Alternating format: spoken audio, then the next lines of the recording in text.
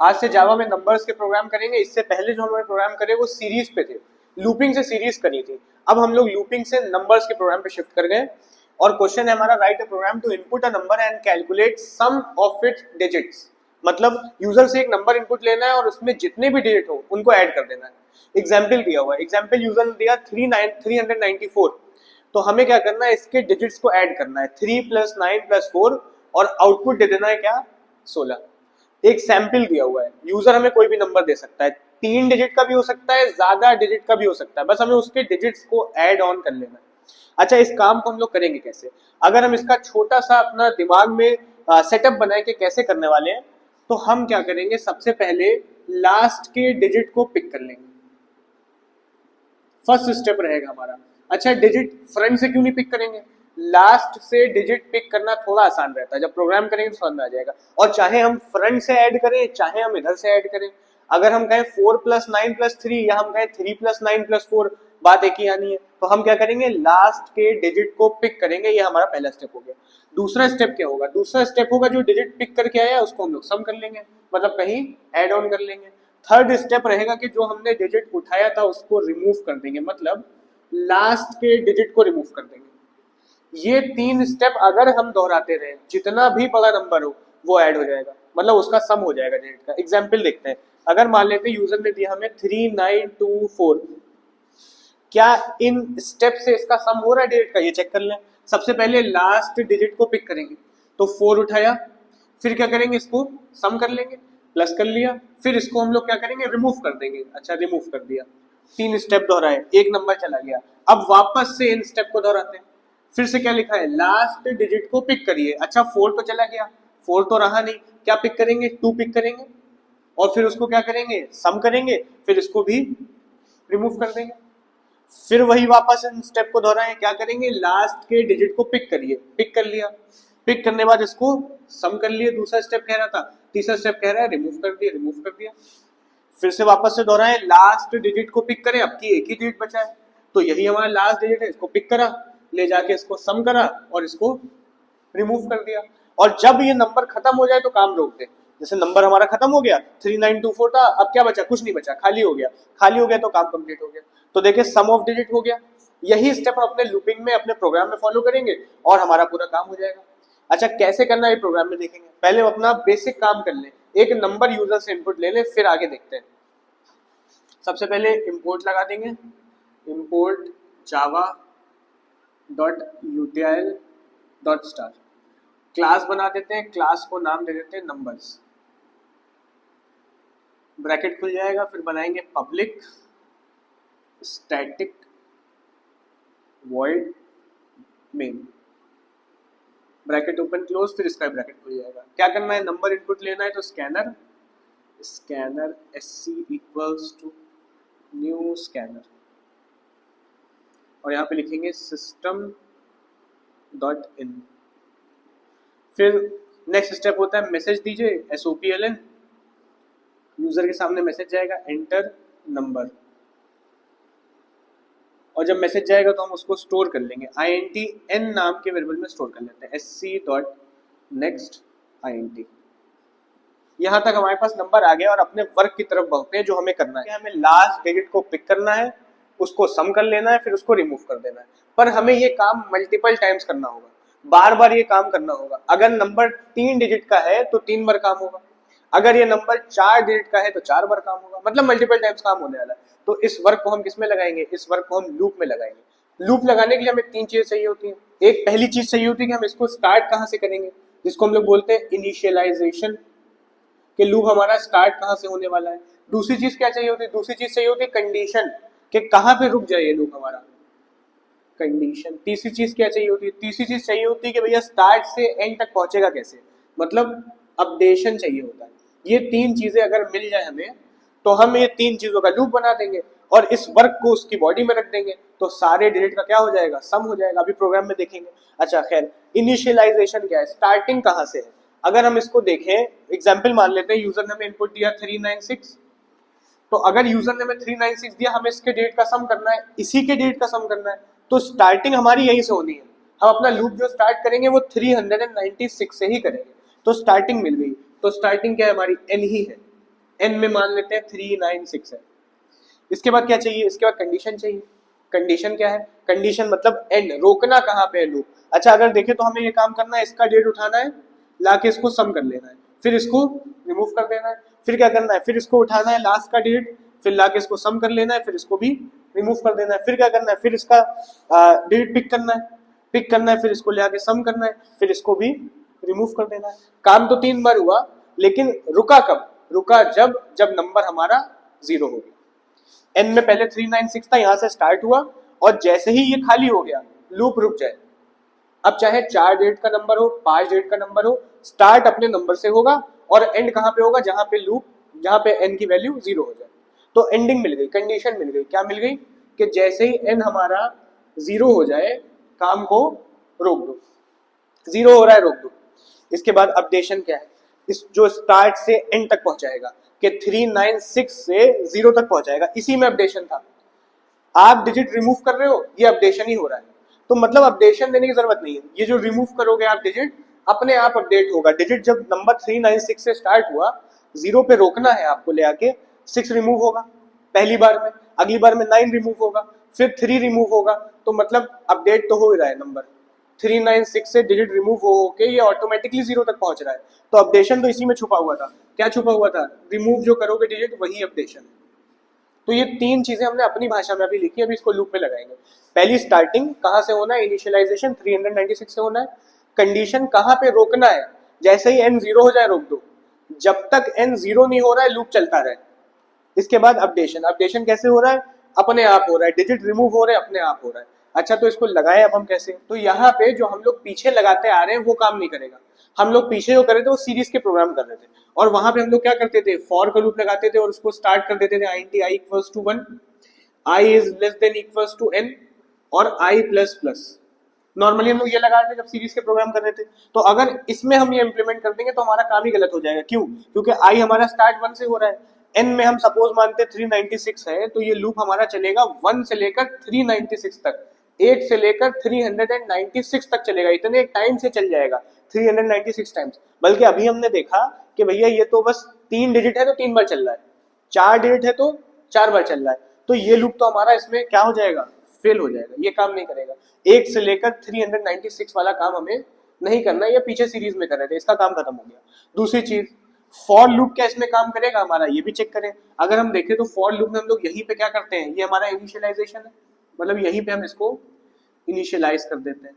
ये हमारी क्या है, ये हमारी कंडीशन है कि जब तक ये बात सही है तब तक लूप चलता रहे। और ये हमारा क्या है, ये हमारा अपडेशन। मतलब तीनों चीजें फॉर लूप में यहीं पे लग जाती है।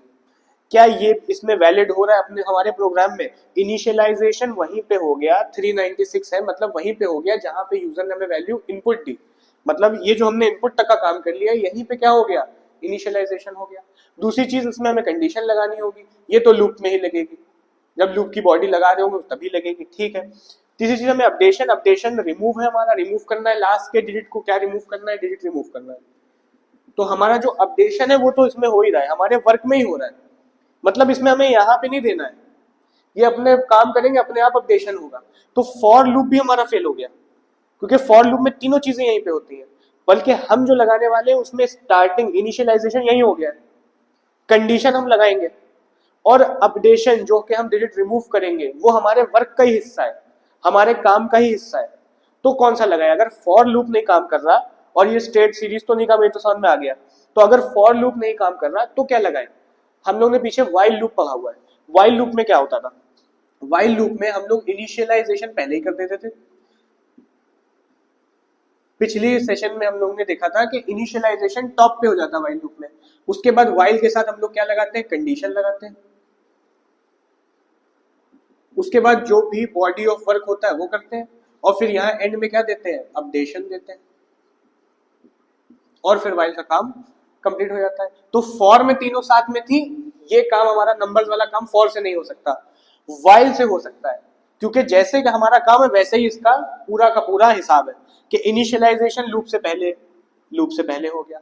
अभी लूप हम लगाएंगे, कंडीशन उसमें देंगे और वर्क करेंगे, उसी के एंड में क्या है, अपडेशन, वर्क करेंगे उसी के एंड में क्या है, अपडेशन, रिमूव करना, डेट रिमूव करना, मैच करना। तो यहाँ पे फॉर लूप नहीं, अब कौन सा लगने वाला है, वाइल लूप लगने वाला है। और स्टार्टिंग जो थी वो हो चुकी है, स्टार्टिंग यहीं से हो गई। अब अपने हम कंडीशन पे आ जाते हैं, मतलब अपने लूप पे आ जाते हैं। लूप क्या लगाएंगे, वाइल लगाएंगे, और इस पे कंडीशन क्या डालें, ये जो हमने लिखी है n डबल इक्वल 0, हमने अपनी भाषा में लिखी थी कि भैया n 0 हो जाए तो लूप रुक जाए। यहाँ पे जो डाली जाती है रोकने की नहीं डाली जाती है, ये डाली जाती है कि भैया कब तक चलता रहे। हम कंडीशन वो बनाएंगे कि जब तक ये ट्रू रहे तब तक चलता रहे, और जैसे ही ये फॉल्स हो लूप रुक जाए तो हम लगाएंगे while n is not equals to 0। जब तक n 0 नहीं हो रहा है हमारा लूप चलता रहे, जैसे ही 0 हो लूप रुक जाए। while n is not equals to 0, जब तक हमारा n 0 नहीं हो रहा है लूप चलता रहेगा, और जैसे ही n हमारा 0 होगा लूप क्या हो जाएगा, रुक जाएगा। इनिशियलाइजेशन फिर से यहीं पे हो चुका है, जब यूजर ने हमें इनपुट दिया है, कंडीशन हमने बना दी, ब्रैकेट खोल दिया वाइल का। अब हम क्या करेंगे, बॉडी ऑफ वर्क करेंगे। बॉडी ऑफ वर्क है हमारा लास्ट डिजिट को पिक करो, उसको सम करो, फिर उसको रिमूव करो। ये काम देखते हैं कैसे करना है। लास्ट डिजिट को पिक करना है। अच्छा, कोई भी नंबर हो, एग्जाम्पल हमारे पास 396 है, हम इसको 10 से डिवाइड करें। 3 टाइम्स 30, रिमाइंडर बचा 9, 6 कॉपी हुआ, 9 टाइम्स 90, रिमाइंडर बचा 6। कितना भी बड़ा नंबर हो, कोई भी नंबर हो, हम उसको 10 से जब डिवाइड करेंगे तो रिमाइंडर हमेशा लास्ट का डिजिट आएगा। कोई भी नंबर हो उसको 10 से डिवाइड करें, रिमाइंडर लास्ट का डिजिट ही आएगा।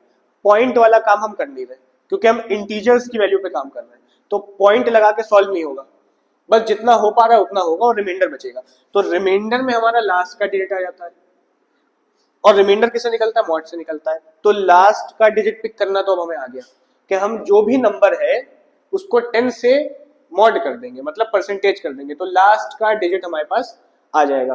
कैसे करेंगे, एक वेरिएबल ले लेते हैं यहीं पे int d equals to n में हमारा ओरिजिनल नंबर है, इसको हमें डिवाइड करना है या फिर हमें इसका रिमाइंडर निकालना है, किससे, 10 से।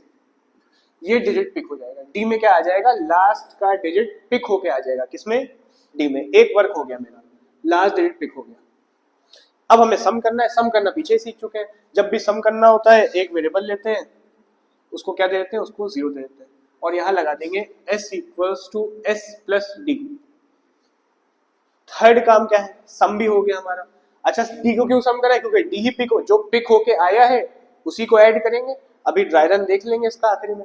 इसके बाद डिजिट रिमूव कर देना है, मतलब जो डिजिट पिक करा था इसको हटा दो, इसका काम खत्म कर दो, ताकि अगली बार जो काम हो वो अगली डिजिट पे हो।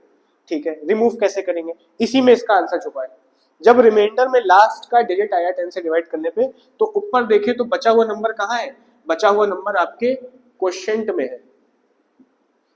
396 का 6 नीचे चला गया, 39 देखे तो क्वोशिएंट में है, तो रिमूव करने का काम भी हो गया। बस हमें इसको 10 से स्लैश कर देना है। मॉड करा था तो रिमाइंडर आया था, तो n equals to n slash 10। अच्छा, डिजिट जो पिक करा था वो हमने अलग वेरिएबल में करा था, और जो डिजिट रिमूव होगा हमेशा सेम वेरिएबल में होगा, ताकि अपडेट हो वैल्यू हमारी कि 396 से अगली बार n में क्या आ जाए, 39 आ जाए। ब्रैकेट खुला था यहाँ पे, बंद हो गया।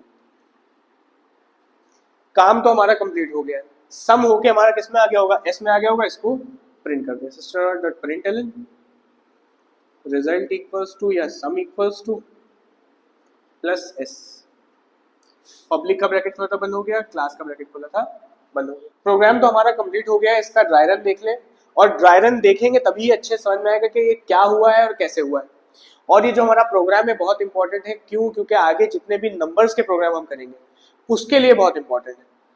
एक रूल याद रख लें कि जब भी हमें नॉर्मल एक सीरीज का काम करना है या फिर फ्लो में लूप चलाना है कि 1 से लेकर यहां तक जाओ, तो हमारा वो काम फॉर लूप से आसानी से हो जाता है, क्योंकि तीनों चीजें रहती हैं, स्टार्ट यहाँ से, एंड यहाँ पे, कंडीशन यहाँ पे। लेकिन जब भी हमें ऐसा काम दिखे कि ईच डिजिट पे कुछ वर्क करना है, कि नंबर यूजर ने हमें दे दिया, उसके हर डिजिट पे कुछ काम करो, तो फिर हम क्या लगाएंगे, फिर हम लोग व्हाइल लूप लगाएंगे, फिर फॉर लूप को हम लोग यूज नहीं करेंगे। ये छोटा सा रूल है। नॉर्मल सीरीज वाला प्रोग्राम है फॉर लूप, और अगर कोई डिजिट्स पे वर्क करना है तो हम फिर व्हाइल लूप इस्तेमाल करेंगे।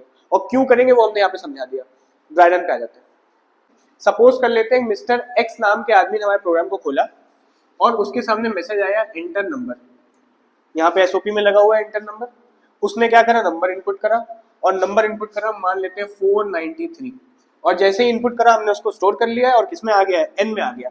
तो एन में हमारे आ गया है 493, और यहाँ से अब हमारा काम स्टार्ट हो गया। हमने कंडीशन लगा रखी है, हमने कंडीशन लगा रखी है n is not equals to 0, और जो कि ट्रू हुई होगी पहली बार में, क्योंकि n हमारा 0 के बराबर नहीं है, n तो 493 है, तो कंडीशन ट्रू हो गई। और ट्रू हुई अगर कंडीशन तो हमारा वर्क हुआ। वर्क में पहला वर्क क्या है, डी में एक डिजिट पिक हुआ है। अच्छा, डी की यहाँ लिखते हैं और देखते हैं डी में क्या आया होगा पहली बार में। एग्जाम्पल 493 है। अच्छा, 493 को हमने लगा रखा है 10 से डिवाइड, 10 से डिवाइड करा, 49 टाइम्स 490, रिमाइंडर बचा 3, मॉड से रिमाइंडर आता है, तो 493 को 10 से डिवाइड कर, रिमाइंडर आया 3, तो डी ने क्या उठा लिया, डी में आ गया 3। सेकेंड वर्क हमने कर रखा है s equals to s plus d. अच्छा, यहाँ पे लिख देते हैं s इक्वल्स टू, s में क्या है, s में तो हमने 0 दे दिया था, तो s में 0, 0 प्लस d में क्या है, d में 3 है, s में जाके ऐड हो गया, s में क्या आ गया होगा, s में आ गया होगा 3, 0 प्लस 3, 3 आ गया। फिर थर्ड लाइन लगाई हमने n इक्वल्स टू n/10, मतलब n में जो भी था पहले वो तो ठीक है, उसको 10 से डिवाइड करो और स्लैश लगा है तो क्वोशंट में जो आए वो n में आ जाए। फिर से n को 10 से डिवाइड करो, क्वोशंट जो आए वो किस में आ जाए, n में आ जाए। तो n में पहले 493 था, 10 से डिवाइड तो हमने यहीं पे कर रखा है, और क्वोशंट ये आया है। स्लैश से क्वोशंट आता है, मॉड से परसेंटेज आता है, मॉड से रिमाइंडर आता है, वो तो देख चुके हैं।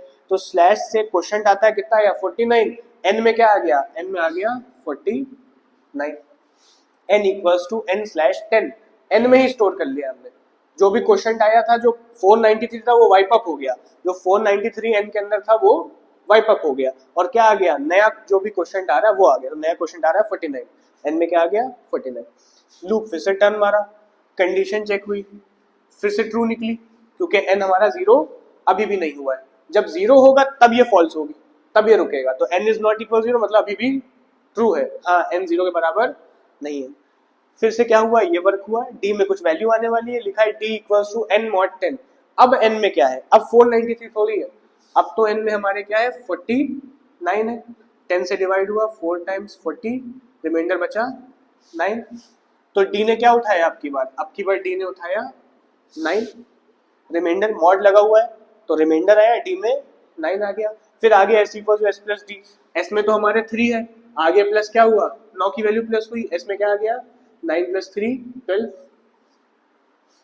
नेक्स्ट वर्क हुआ n इक्वल्स टू n/10, फिर से n में जो भी था, n में 49 था, n को 10 से डिवाइड करो, मतलब 49 को 10 से डिवाइड करो और क्वोशंट में जो आए वो n में आ जाए। तो 49 को 10 से डिवाइड करा, क्वोशंट आया 4, तो n में 49 था वाइप हो गया, क्या आ गया, नया क्वोशंट जो था वो आ गया। तो n में क्या बचा, 4 बचा। n की वैल्यू फिर से हमारी क्या हो गई, अब की बार 4 हो गई। लूप चला, वापस से टर्न मार के आया, कंडीशन फिर ट्रू निकली। क्यों निकली, क्योंकि n अभी भी हमारा 0 नहीं हुआ है, n is not equal 0, condition true, और ट्रू निकली तो d फिर से काम हुआ, लिखा है d equal to n mod 10।